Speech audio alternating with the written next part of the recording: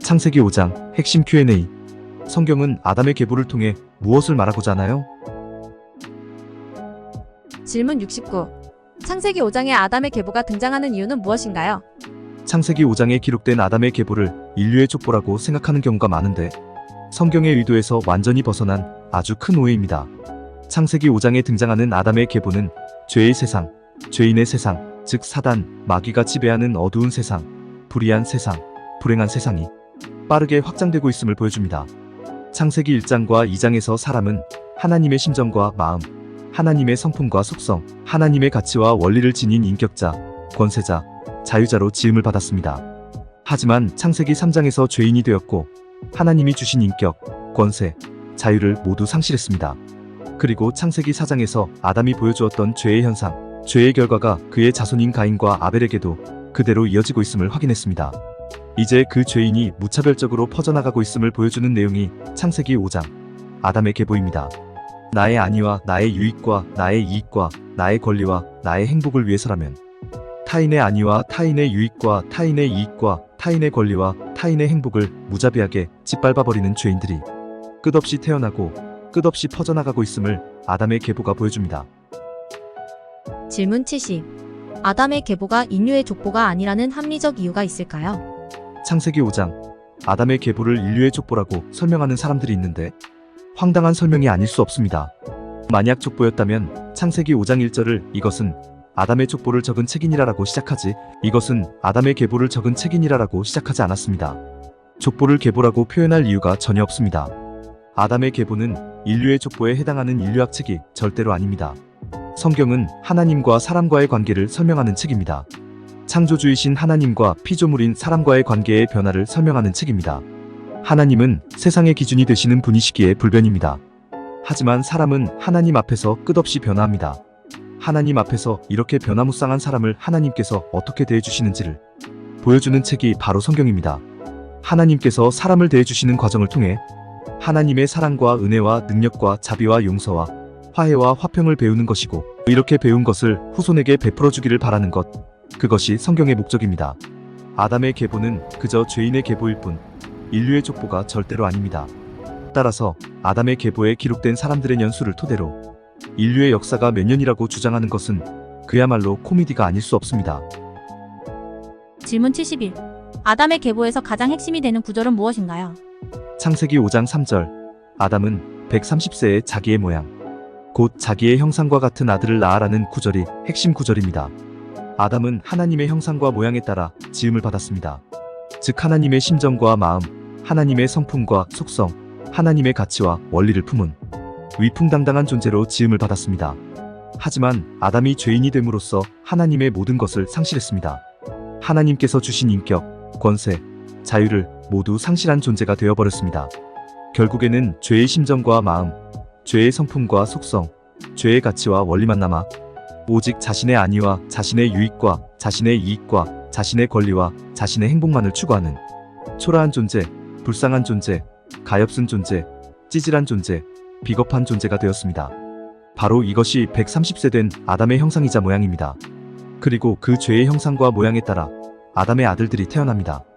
또 그 아들들이 죄의 형상과 모양을 지닌 아들들을 낳습니다.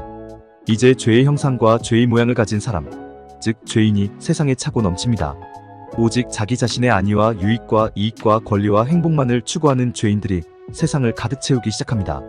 사람 사는 세상에 아름답고 선한 하나님의 가치, 즉 사랑, 은혜, 자비, 용서, 화해, 화평, 배려, 인내, 절제 등은 이제 없습니다. 질문 72. 아담의 계보에 의미를 부여해서 표현한다면 어떻게 표현할 수 있을까요? 예를 들어 창세기 5장 6절부터 17절까지는 이렇게 표현할 수 있습니다.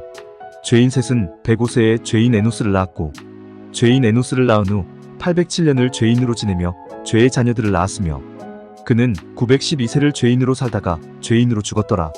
죄인 에노스는 90세에 죄인 게난을 낳았고 죄인 게난을 낳은 후 815년을 죄인으로 지내며 죄의 자녀들을 낳았으며 그는 905세를 죄인으로 살다가 죄인으로 죽었더라. 죄인 게난은 70세에 죄인 마할랄레를 낳았고 죄인 마할랄레를 낳은 후 840년을 죄인으로 지내며 죄의 자녀들을 낳았으며 그는 910세를 죄인으로 살다가 죄인으로 죽었더라. 죄인 마할랄렐은 65세에 죄인 야렛을 낳았고 죄인 야렛을 낳은 후 830년을 죄인으로 지내며 죄의 자녀를 낳았으며 그는 895세를 죄인으로 살다가 죄인으로 죽었더라. 이렇게 기록할 수 있습니다. 그래서 아담의 계보를 읽을 때는 불안감, 위기감, 절망감이 느껴져야 합니다. 이러다 온 인류가 망하는 것 아니야? 라는 공포감이 느껴져야 합니다. 누군가 도와주지 않으면 인류는 끝장나는 것 아니야? 라는 위기감이 느껴져야 합니다. 질문 73. 아담의 계보에서 에녹을 어떻게 이해해야 하나요? 성경은 진리의 책입니다. 진리의 책이기에 예외가 있으면 절대로 안 됩니다. 그런데 모든 사람이 하나님을 거부하는 죄인인 시대에 에녹은 마치 하나님과 동행하는 의인인 것처럼 기록되어 있습니다. 하지만 성경은 에녹이 정말로 의인이었다고 설명하는 게 아닙니다.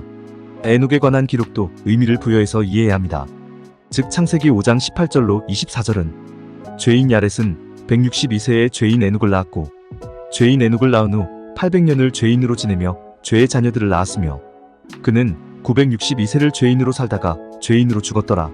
죄인 에녹은 65세에 죄인 무두셀라를 낳았고 죄인 무두셀라를 낳은 후 300년을 하나님과 동행하며 죄의 자녀들을 낳았으며 그는 365세를 죄인으로 살았더라.